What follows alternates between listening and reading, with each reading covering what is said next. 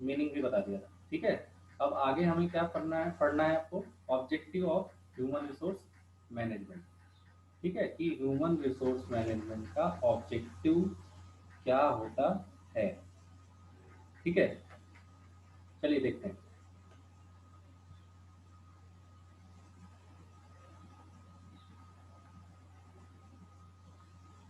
देखिए, objective of HR, ठीक है, ह्यूमन रिसोर्स मैनेजमेंट, ठीक है। देखिए, ह्यूमन रिसोर्स मैनेजमेंट का ऑब्जेक्टिव क्या है। देखिए, पहली चीज क्या है,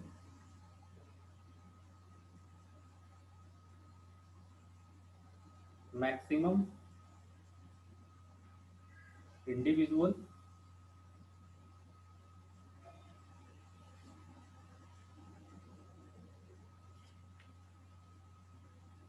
एंड ऑर्गेनाइजेशनल डेवलपमेंट,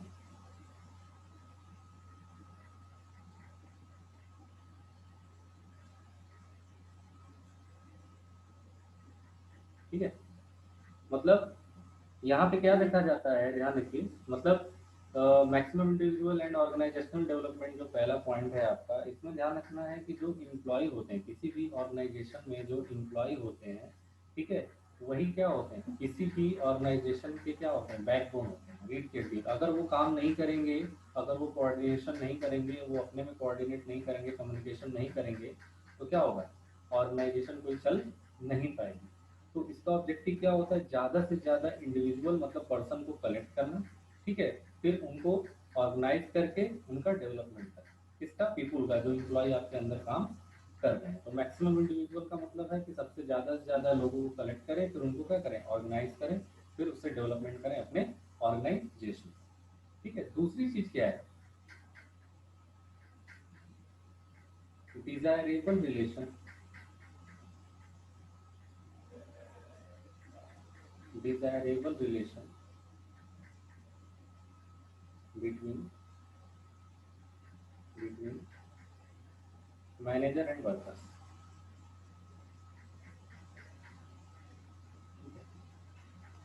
दोनों के बीच जो रिलेशन हो वो क्या हो, अच्छी हो, ठीक है। ये नहीं कि मतलब मैनेजर कुछ कह रहा है तो लेबर नहीं सुन रहा है, वर्कर नहीं सुन रहा है, या वर्कर अगर कुछ अपने डिमांड कर रहा है तो मैनेजर नहीं सुन रहा है, ठीक है। तो मतलब दोनों के बीच क्या होना चाहिए, अच्छी संबंध होना चाहिए कि वो अपने तरीके से काम कर सके, अगर कहीं भी दिक्कत आएगी तो वो मुझे बताएंगे और उस हिसाब से हम क्या करेंगे, मैनेज करेंगे। तो ये कौन बताता है, एचआरएम बताता है, ठीक है। तो दूसरा पॉइंट ये हो गया। तीसरा पॉइंट क्या है आपका, ठीक है, जो अदर है, ठीक है, अदर फैक्टर है, जो अदर फैक्टर या अदर फैक्टर ऑब्जेक्टिव, ठीक है। ये जो मैं ऑब्जेक्टिव बता रहा हूँ ये है जनरल ऑब्जेक्टिव, इसको क्या बोलेंगे, जनरल ऑब्जेक्टिव, ठीक है। तो अदर फैक्टर में क्या आएगा, अदर फैक्टर में आपका, ठीक है, optimum utilisation of their work, ठीक है। कि अदर फैक्टर में मेन जो है आपका ये है कि मतलब हम, ऑप्टिमम मतलब होता है एक समान, ठीक है, पूरा का पूरा हम यूटिलाइजेशन कर दे रहे हैं वर्कर का अपने, ठीक है, कि उनको जितना काम दिया गया है वो अपना काम कर रहे हैं, या वर्कर जितना काम दिया गया है उनको वो अपने से पूरा काम क्या कर रहे हैं, मतलब हम उनसे 8 घंटे काम करा रहे हैं तो वो 10 से 4 वो काम कर रहे हैं, या 10 से 6 काम कर रहे हैं, तो वो 8 घंटे पूरा काम कर रहे हैं और अपना प्रोडक्ट, या जो मेरी क्या बोलते हैं, जो मेरा प्रोडक्टिविटी है, जो मैं प्रोडक्शन करना चाहता हूँ जितना, उतना हम क्या कर ले रहे हैं। तो optimum utilisation of their worker, ठीक है, ये तीसरा आपका फैक्टर है।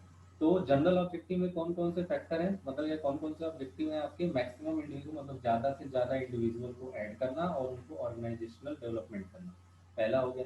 दूसरा क्या है, डिजायरेबल रिलेशन बिटवीन मैनेजर, मतलब मैनेजर और वर्कर के बीच अच्छी रिलेशन होना चाहिए, ठीक है, मतलब वो अपनी इच्छा से काम तो करें, ठीक है, लेकिन लेकिन थोड़ा सा अगर दोनों के बीच रिलेशन अच्छा होगा, वो अगर उसकी बात सुनेंगे तो क्या होगा, और ज़्यादा से ज़्यादा अच्छे से काम कर पाएंगे, ठीक है। फिर पूरी तरीके से वर्कर का यूटिलाइजेशन करना, ये नहीं कि कोई वर्कर कम काम कर रहा है, कोई वर्कर ज़्यादा काम कर रहा है, ऐसा नहीं, सभी वर्कर के साथ आप क्या करेंगे, ऑप्टिमम यूटिलाइजेशन करेंगे। तो इन जनरल ऑब्जेक्टिव में किसी को कोई प्रॉब्लम है तो पूछ सकता है। रोशन, प्राची, आदर्श, अगर इसमें कोई भी किसी को प्रॉब्लम है तो देन यू आस्क मी, ठीक है।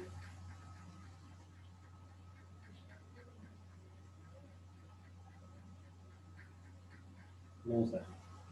ओके, ठीक है। चल लास्ट।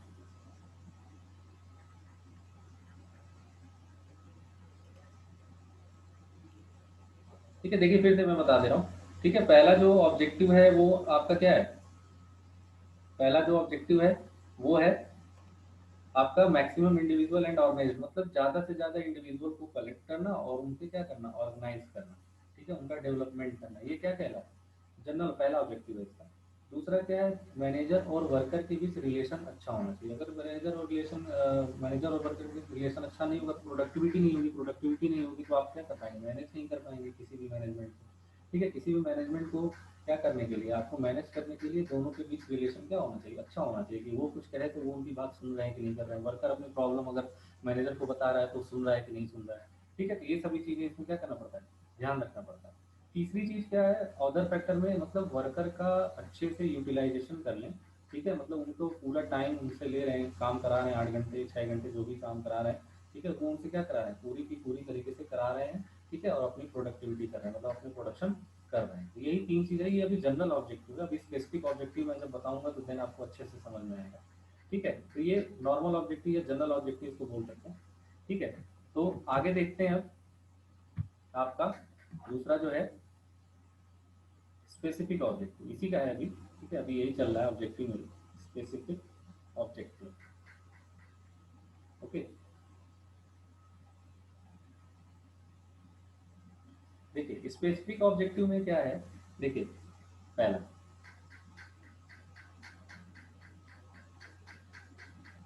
Recruitment and selection. ठीक है, पहला काम क्या है, हमें वर्कर को सेलेक्ट करना है, हमने अपने अपने स्टाफ को सेलेक्ट करना है कि क्या उसकी क्वालिफिकेशन क्या होनी चाहिए। ठीक है, उसका डिग्री क्या होना चाहिए, जो भी चीज़ें वो किसमें आती है। पहला काम क्या है, हमें क्या करना पड़ेगा, वर्कर की क्वालिफिकेशन देखनी पड़ेगी, क्या वो चीज़ जानता है कि नहीं जानता है, जो काम हम उससे कराना चाहते हैं वो जानता है कि नहीं जानता है। ठीक है, तो उसके लिए हमें क्या करना पड़ता है, पहले रिक्रूटमेंट कराना पड़ता है, फिर सिलेक्शन। रिक्रूटमेंट मतलब हमारा क्या होता है, रिक्रूटमेंट मतलब हमारा होता है कि हम प्लेसमेंट निकालते हैं। ठीक है, प्लेसमेंट निकालते हैं ना कि हाँ 10 लोग यहाँ सीट खाली है, 20 लोग की सीट खाली है, 100 लोग की सीट खाली है। ठीक है, तो पहले हम रिक्रूटमेंट करते हैं, फिर उस हिसाब से हम अपना क्या करते हैं, सिलेक्शन करते हैं। ठीक है, तो वो एचआरएम के अंतर्गत ही आता है। क्यों? क्योंकि उसमें क्या लिया जाता है, इंटरव्यू लिया जाता है, अच्छे से इंटरव्यू देना पड़ता है उसमें। ठीक है, तो हम जैसे मान लो 1000 लोग आपके रिक्रूटमेंट में आ गए, तो हमें सेलेक्ट कितना करना है, 100 लोग को ही। तो 100 लोग जैसे क्वालिफिकेशन है या जैसे उन्होंने इंटरव्यू दिया, अपना परफॉर्मेंस अच्छा दिया, तो उस हिसाब से उन्होंने क्या कर लेते हैं, हायर कर लेते हैं। तो पहला काम क्या है, रिक्रूटमेंट करना और सिलेक्शन करना। ओके, दूसरा काम क्या है, ठीक है, ओरिएंटेशन।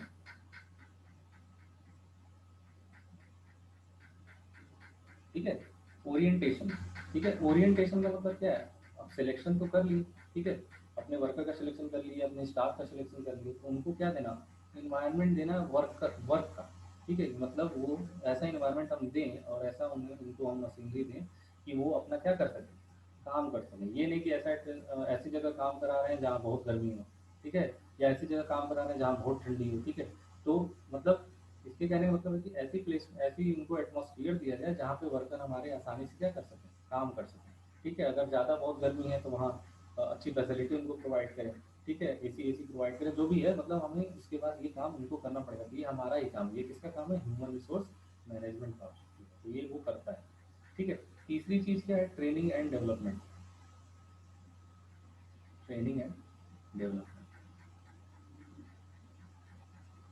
ट्रेनिंग एंड डेवलपमेंट क्या है, ठीक है, जैसे बैंक बैंक में हम अगर कोई भरते हैं, जैसे हमारी मेरी जॉब लग जाती है। ठीक है, तो हमें वहाँ पे क्या तुरंत थोड़ी मुझे काम कराने लगता है। ठीक है, हाँ वो भी लिख सकते हैं, लेकिन ओरिएंटेशन वर्ड ये मैनेजमेंट का वर्ड है, इसलिए ओरिएंटेशन वर्ड लिख सकते हैं। ठीक है, ये भी लिख सकते हैं, कोई दिक्कत नहीं। ठीक है, तो तीसरी चीज़ है training and development. Training and development का क्या मतलब है कि जैसे हम बैंक में जॉब करने जाते हैं तो हमारा क्या होता है, पहले ट्रेनिंग होता है, तुरंत ज्वाइनिंग अगर ज्वाइनिंग होती है तो पहले ट्रेनिंग होता है 3 महीने 6 महीने 1 साल जो भी ट्रेनिंग होती है पहले हम करते हैं। ऐसा नहीं कि तुरंत हमें क्या कर दिया था बैठा दिया कि नहीं चलो काम करो। तो वो ट्रेनिंग एंड डेवलपमेंट किसके थ्रू आया, आपके एचआरएम के थ्रू आया कि वहाँ पे ट्रेनिंग कराया जाता है, ठीक है, वहाँ पे आपको डेवलप किया जाता है, आपका ठीक है आगे बढ़ाया जाता है। तो ये नहीं कि आप जिस पोस्ट पे हैं उसी पे रह जाते हैं, ठीक है। तो एचआरएम के थ्रू ही हमें क्या किया जाता है, ट्रेनिंग कराया जाता है और हमारा डेवलपमेंट किया जाता है, प्रमोशन। चौथी चीज आपका क्या है, ठीक है, पर्सनल रिसर्च।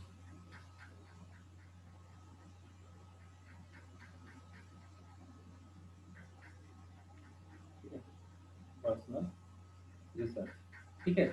यहाँ पे क्या किया जाता है कि जितने भी आपके वर्कर्स हैं या जितने भी आपके क्या बोलते हैं, जितने भी मैनेजर्स स्टाफ एमडी उमडी जितने भी हैं, सबका क्या है, सबके में रिसर्च किया जाता है क्या वो अच्छे से काम कर रहे हैं कि नहीं कर रहे हैं, क्या वो सही से काम कर रहे हैं कि नहीं कर रहे हैं, कुछ गड़बड़ी तो नहीं कर रहे हैं, कुछ फ्रॉड तो नहीं कर रहे हैं। ऐसा रिसर्च किसके अंतर्गत किया जाता है, आपको ह्यूमन रिसोर्स मैनेजमेंट के अंदर। अगर वो गलत काम कर रहे हैं, अगर फ्रॉड कर रहे हैं तो उन्हें निकाल दिया जाता है, उनकी जगह दूसरे को रख दिया जाता है, ठीक है। अगर वो अच्छा काम कर रहे हैं तो उनको प्रमोट किया जाता है, ठीक है, उनको सैलरी बढ़ाई जाती है, उनको बोनस दिया जाता है। ऐसी सब चीज़ें पर्सनल रिसर्च में होती हैं, ठीक है। फिर देखिए ओरिएंटेशन, हाँ ठीक है। अब आता है आपका ट्रेड यूनियन। ट्रेड यूनियन का नाम सुने हैं आप लोग, ठीक है, ट्रेड यूनियन वर्सेज मैनेजमेंट।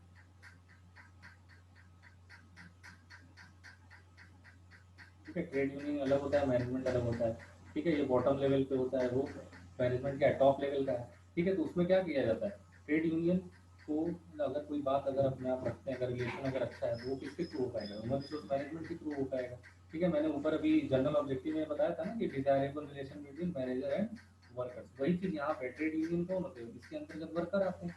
तो वर्कर किससे रिलेट करेंगे, मैनेजमेंट से रिलेट करते हैं। अगर उनकी मांगे अगर पूरी नहीं होती है तो क्या कर देते हैं, सीधे स्ट्राइक कर देते हैं, ठीक है। फिर उनकी बात मान के क्या किया जाता है, काम कराया जाता है। क्यों, क्योंकि वो पूरे मिल के क्या कर रहे हैं, स्ट्राइक कर रहे हैं, जिससे हमारा क्या होगा, प्रोडक्शन कम हो जाएगा, इसलिए हम क्या कर लेते हैं, उनकी बात मान लेते हैं, ठीक है। ये चीज इसमें आती है ट्रेड यूनियन वर्सेज मैनेजमेंट। छठी चीज है आपका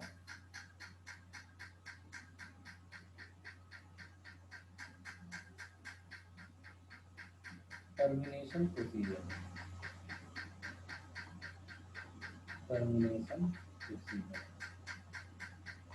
ठीक है। टर्मिनेशन प्रोसीजर का मतलब क्या है, अपने एम्प्लॉय को हम कितना काम कराने के बाद या कितने साल काम कराने के बाद उनसे क्या कर रहे हैं, टर्मिनेट कर जा रहे हैं, मतलब उनको छोड़ दे रहे हैं कि अब आप रिटायर हो गए, ठीक है।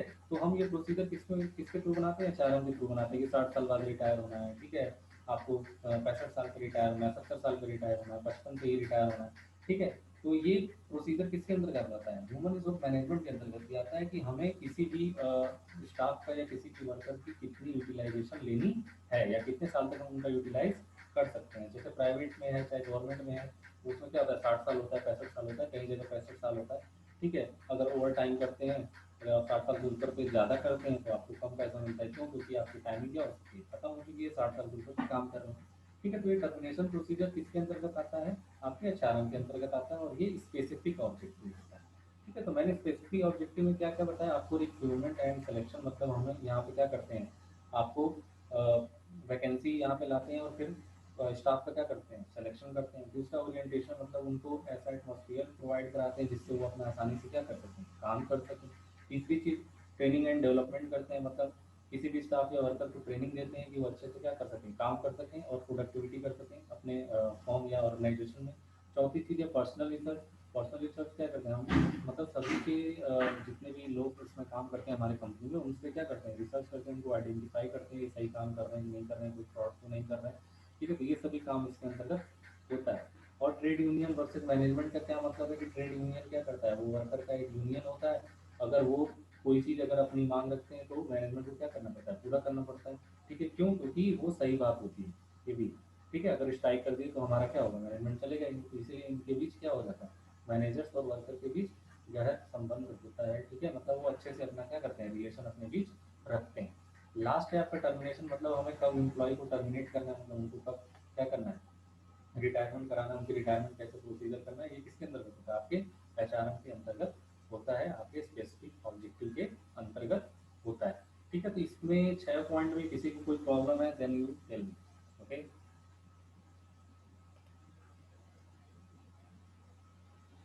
किसी को कोई प्रॉब्लम है, कोई डाउट है तो वो पूछ सकता है।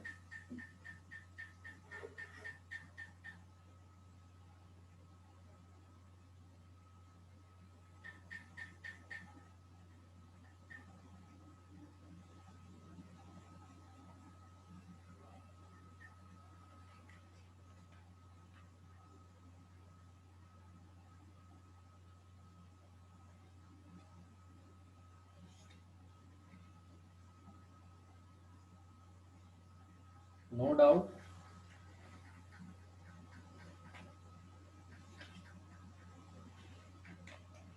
और सब भी बता दीजिए, कोई डाउट तो नहीं है।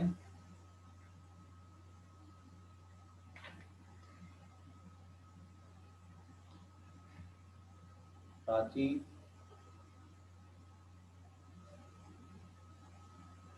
Okay, no doubt. ठीक है, कोई दिक्कत नहीं। ठीक है, अब आगे देखते हैं।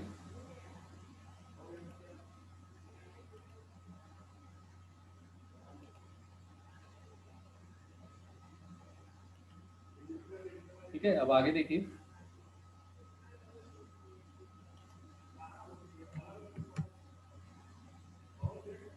आप किस पे ध्यान देंगे, ध्यान रखिए। आपका जो है वो इम्पोर्टेंस,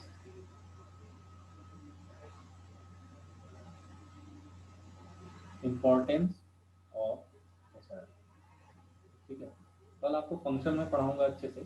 ठीक है, तब आपका ये चैप्टर आपका कंप्लीट होगा। ठीक है, मतलब फंक्शन लास्ट है इसका, ये फंक्शन में पढ़ा दूंगा तो ये चैप्टर क्या हो जाएगा, पहला चैप्टर कंप्लीट हो जाएगा। तो पहले हम जान लेते हैं कि इम्पोर्टेंस ऑफ एचआरएम क्या होता है। ठीक है, देखिए इम्पोर्टेंस ऑफ एचआरएम में ध्यान रखिएगा। ठीक है, दो तरीके से होता है। क्या, देखिए एक होता है सोशल सिग्निफिकेंस, सोशल लेवल पे क्या महत्व है। ठीक है, और दूसरा होता है प्रोफेशनल सिग्निफिकेंस, प्रोफेशनल सिग्निफिकेंस।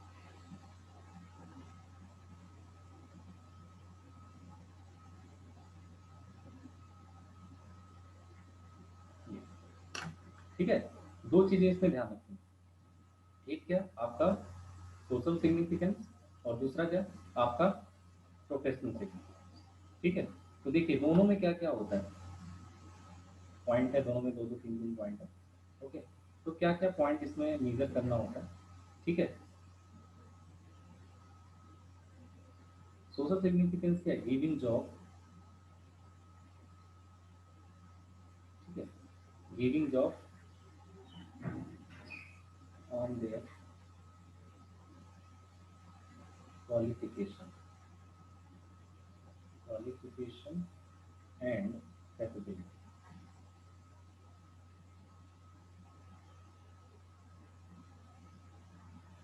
ठीक है, किसको जॉब देना है, जो भी आपके स्टाफ होंगे, जो भी आपके वर्कर होंगे उनको। ठीक है,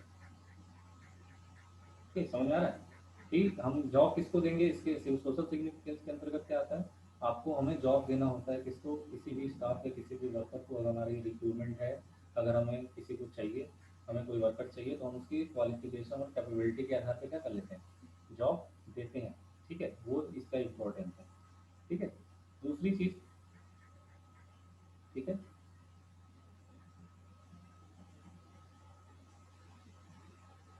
साइकोलॉजिकल, साइकोलॉजिकल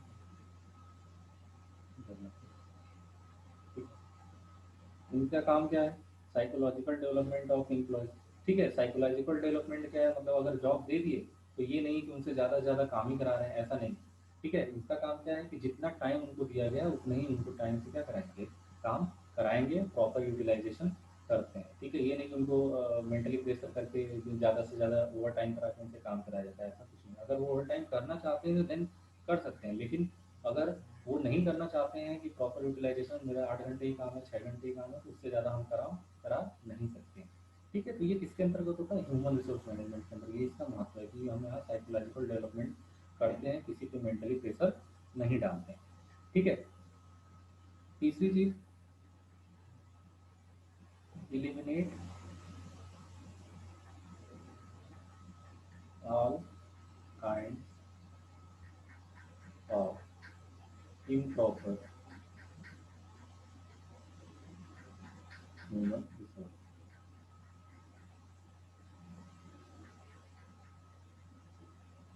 ठीक है, मतलब जितने भी इम्प्रॉपर ह्यूमन रिसोर्स है। ठीक है, मतलब कि हम उनकी कैपेसिटी के आधार पर अगर हम उन्हें काम करा रहे हैं, ठीक है, अगर उनके कैपेबिलिटी के आधार पर अगर हम काम करा रहे हैं, ठीक है, तो उन्हें ऐसा इन्वायरमेंट दें, ठीक है, कि जिससे वो अच्छे से काम कर सकें। ये नहीं कि उनमें दक्षता है, वो अपना कैपेबिलिटी रखते हैं या कुछ रखते हैं तो हम कहीं भी उनसे काम कराने लगें, ठीक है, उन्हें अच्छा इन्वायरमेंट ना दें, ऐसा कुछ नहीं। आपको क्या करना पड़ेगा, इसका एक महत्व है एचआरएम का, ठीक है, सोशल सिग्निफिकेंस में आता है कि अगर उनके अंदर कैपेसिटी या कैपेबिलिटी है तो हम उनसे काम तो कराएं, लेकिन ऐसे माहौल में काम कराएं या ऐसे ऐसे काम कराएं, ठीक है, जिससे वो मेरे को प्रोडक्टिविटी अच्छे से अच्छे क्या करें, दे सकें, ठीक है। तो ये तीन चीज़ें किसमें ध्यान रखनी है, आपके सोशल सिग्निफिकेंस में ध्यान रखनी है, ठीक है। अब आते हैं प्रोफेशनल ऑब्जेक्टिव। प्रोफेशनल ऑब्जेक्टिव क्या होता है? प्रोफेशनल ऑब्जेक्टिव क्या है? पहला, giving respect to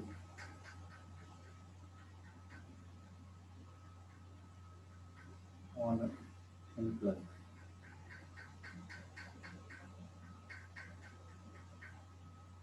and promotion,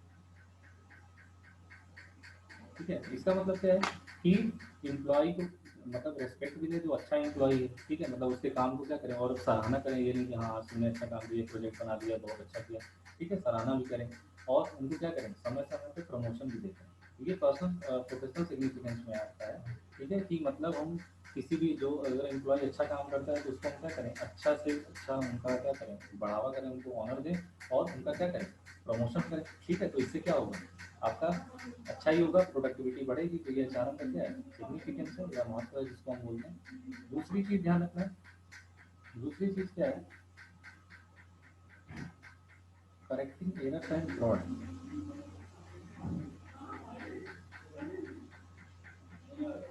अगर कोई एरर एंड फ्रॉड करता है उसको क्या करें, सही करें, ठीक है। अगर कोई एम्प्लॉय अगर कोई एरर करता है, गलती से अगर उससे एरर हो गया तो देन उसको क्या करें, फिर से सही करा दें। लेकिन अगर वो जानबूझ के फ्रॉड कर रहा है किसी वजह से, अगर आपका पैसा लूट रहा है या किसी वजह से पैसा आपका कहीं ना कहीं इधर उधर वेस्ट कर रहा है, ठीक है, तो आप उसको क्या करिए, निकालिए, उसको सही करिए, मतलब उसकी जगह पे दूसरे को रखिए, ठीक है। तो ये आपको करना पड़ेगा, ये प्रोफेशनल सिग्निफिकेंस में आता है, ना कि सोशल, ठीक है। तीसरी चीज आपको ध्यान रखनी है, ठीक है,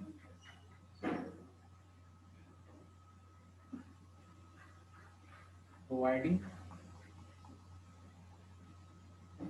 rules and regulation,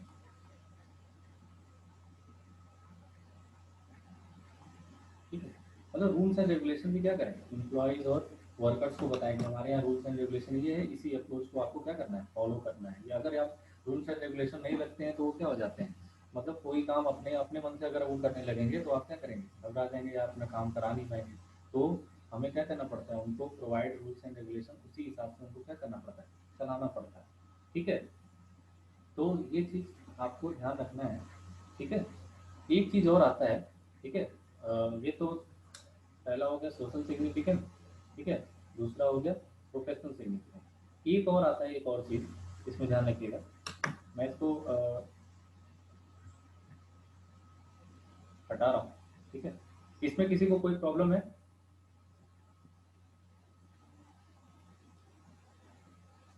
social significance और प्रोफेशनल सिग्निफिकेंस में किसी को कोई डाउट है?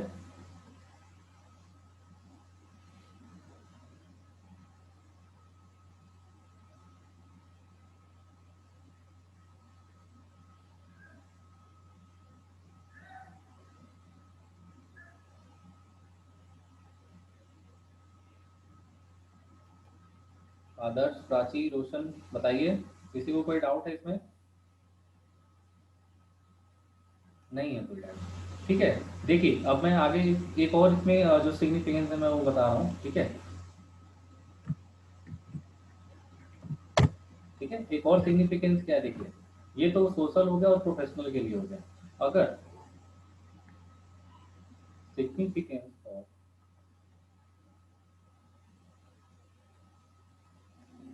इंडिविजुअल अगर इनके लिए है तो क्या, इनके लिए भी क्या क्या करता है, आपको सिग्निफिकेंस रखता है क्या, अच्छा देखिए इसमें क्या है, इसके अंतर्गत क्या आएगा, ठीक है,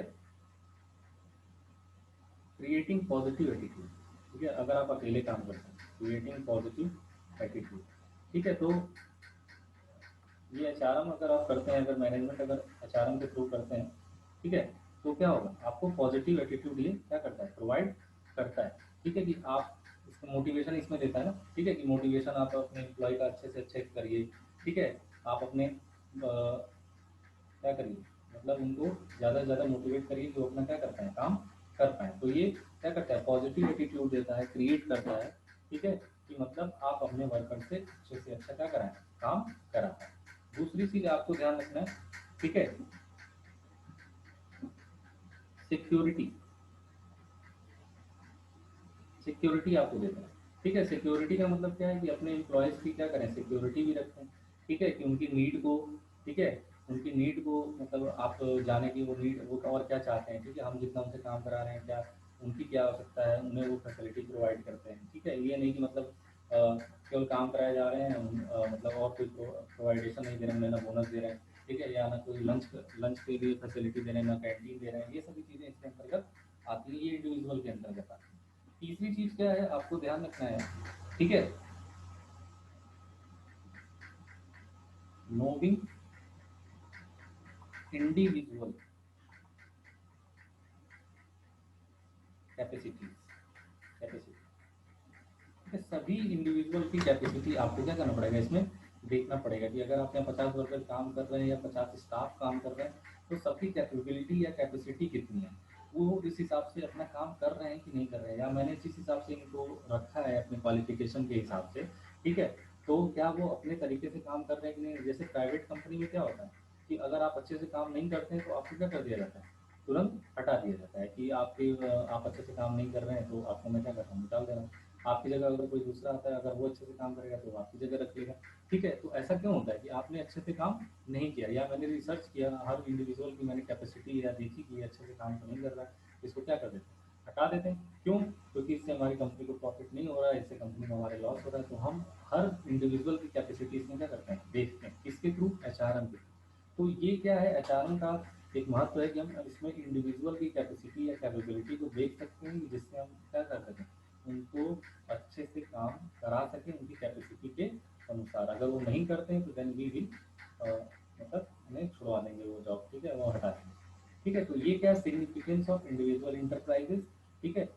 अब तक जितना भी मैंने पढ़ाया है या इस पॉइंट में या इसके पहले जितने भी पॉइंट्स मैंने पढ़ाए उसमें किसी को भी डाउट है तो वो आप पूछ लीजिए।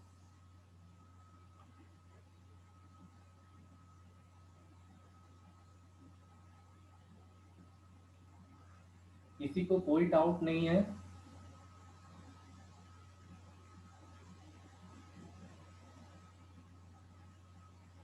हाँ, कल का पूछ सकते हैं, कोई भी कुछ भी पूछ लीजिए, ठीक है।